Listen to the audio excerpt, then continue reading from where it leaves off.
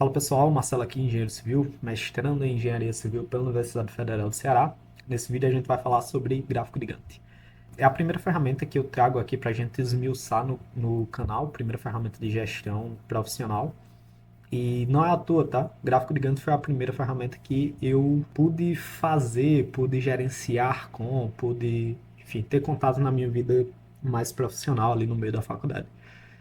Eu já fiz um vídeo sobre gráfico de Gantt, onde eu mostro como eu faço os gráficos de Gantt atualmente quando eu preciso fazer com IA. Então, se vocês tiverem interesse de ver algo mais prático, o vídeo está no card. Esse daqui é mais informativo. Então, o que é um gráfico de Gantt?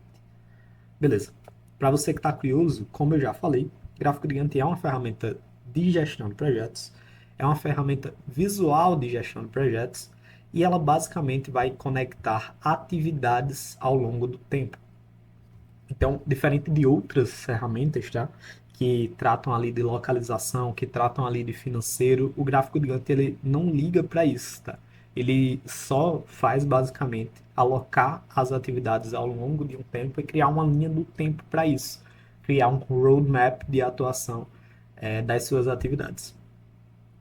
O que é que a gente precisa para fazer um gráfico de Gantt? A gente precisa ter muito claro quais são as nossas redes de precedências entre atividades. O que é isso, né? Qual atividade depende uma da outra? Bem como a gente precisa ter ciência da duração dessas atividades, ou pelo menos uma estimativa clara dessa duração. Mesmo que tenha algum grau de incerteza ali, a gente precisa estimar a duração das atividades.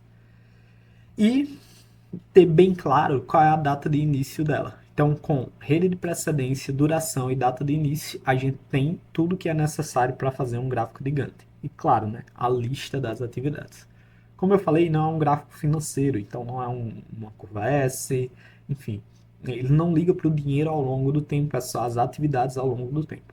Apesar de que, se eu tenho as minhas atividades ao longo do tempo e eu sei já quanto custa cada uma delas, o gráfico de Gantt vai facilitar muito minha vida na hora de montar ali qualquer outro tipo de gestão financeira do meu negócio.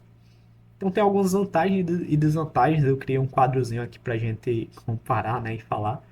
Então, qual que é a vantagem de você fazer um gráfico de Gantt?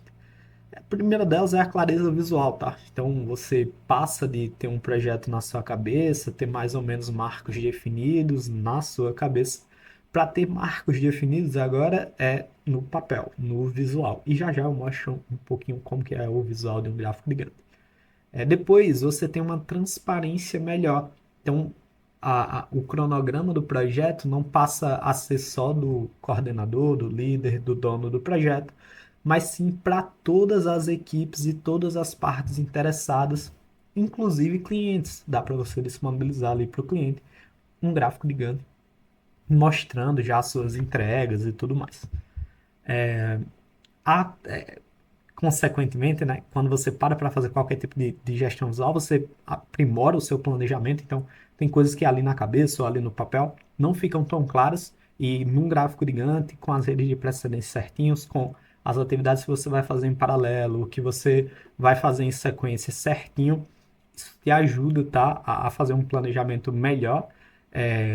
Para a parte de gerenciamento de recursos, é bem importante também, porque evita o esgotamento ali, né, apresentando as cargas de trabalho de cada um da sua equipe e permite que os gerentes eles redistribuam as cargas de trabalho ali, olhando pelo gráfico de Gantt, né? Se tem muita atividade em um determinado momento para uma única equipe, para uma única pessoa, você pode redistribuir ali enquanto faz o seu gráfico de Gantt. E por fim, tem a resolução proativa de problemas, porque a partir do momento que você tem uma ferramenta visual, você consegue identificar obstáculos potenciais ali para o desenvolvimento do seu projeto desde cedo, no planejamento, permitindo prazos mais realistas na hora de fazer combinados com os clientes enfim, bolar estratégias para o desenvolvimento do projeto. As desvantagens, pessoal, como é uma ferramenta que está ficando mais profissional de gestão do projeto, sai do papel. Então, é algo que tem alguma complexidade. É, assim, complexidade é relativo, tá? É uma das ferramentas simples para gestão de projetos, mas exige algum grau ali de comprometimento, exige alguém coordenando e fazendo aquilo para ser tangível, né? Então, talvez tenha um grau de complexidade que você não quer para sua equipe. Fora que, se a tua rede de precedência for muito bagunçada, muito complicada, o gráfico de Gantt vai acusar isso. E aí, em muitos casos, fica difícil ali de navegar no projeto. O que, na verdade, é uma vantagem, né? Porque a partir do momento que você vê isso, é bom reestruturar o andamento do seu projeto. O gráfico de Gantt, ele requer muita manutenção, porque se tu faz só um planejamento inicial e nunca mais toca nele, vai ficar desatualizado, vai ficar ali obsoleto, né? Então, ele requer uma atualização contínua para permanecer preciso, tá?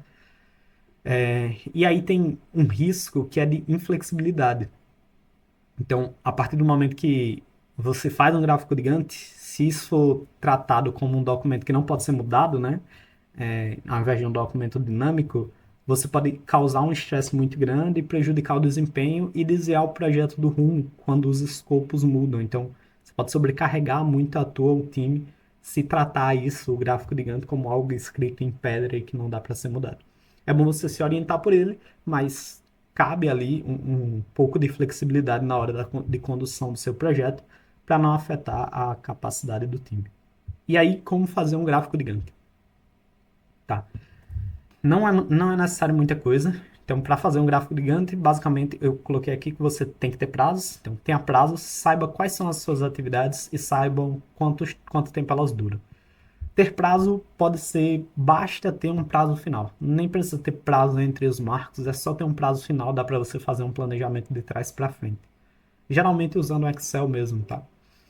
Saiba quais são as suas atividades. Então, aqui é um brainstorm com os stakeholders ali do projeto, planejando quais são as atividades do próximo ciclo.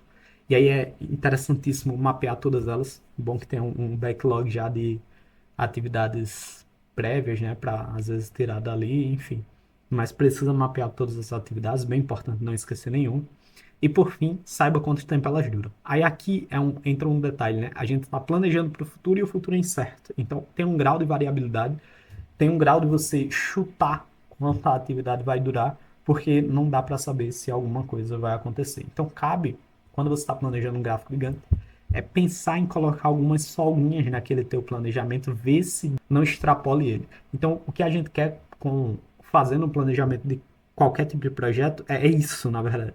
Você não quer acertar o que o projeto vai ser, mas você quer não errar o escopo. Então, é importante saber estimar quanto elas duram e, se possível, planejar um pouquinho, com um pouquinho de folga, para você ter essa folga ali na execução. Agora, para a parte final do vídeo, finalmente vamos mostrar um gráfico de Gantt, né? Então, tenho aqui dois gráficos, tá?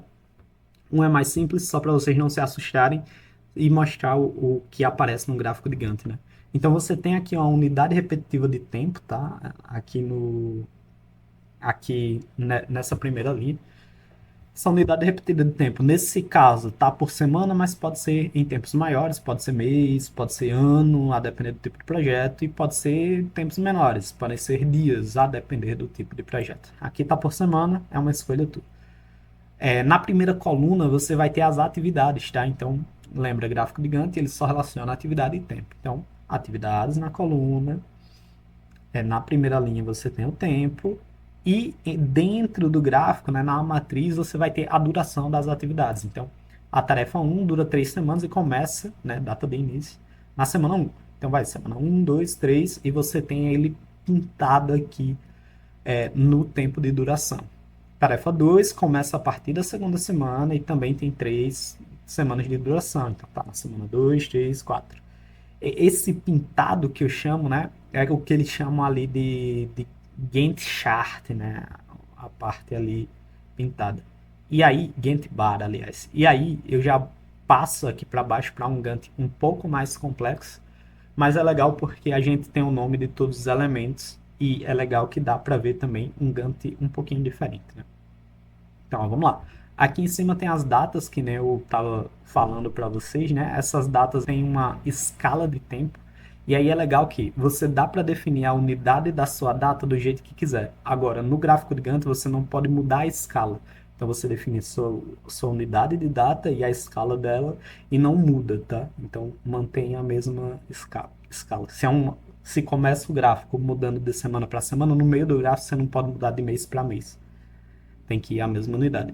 Aqui à esquerda, né, na primeira coluna, você tem as atividades por nome. Vê que é legal aqui, né? Ele separou as atividades por fase também. Então, desenvolvimento, beta fechado, beta aberto, enfim. Separou por fase, mas aqui você tem as atividades. As barrinhas, que nem eu falei, é o que chamam de barra gigante, né? Estrelinha ou marcos são aqui as milestones, né? As metas. E aqui as setinhas é onde você justamente destaca a predecedência, né? A precedência de uma atividade a outra. Então essa daqui ela só pode começar quando essa terminar. Então no Gantt aparece tudo isso. Isso tudo é o que a gente chama de barra de tempo, né? Do gráfico de Gantt. Beleza. Esse é um gráfico de Gantt, essa é a ferramenta de gestão de projetos que a gente está apresentando, e é nela que é usado, por exemplo, o MS Project, é sobre ela, né? Gráfico de Gantt aí nasceu no século XX, continua bastante atual, e é uma das ferramentas de projeto bem utilizadas para projetos de pesquisa, principalmente ali em PIBIC, na faculdade, né? Projetos CNPq, inclusive, a nível de mestrado, doutorado, tudo pede gráfico de Gantt.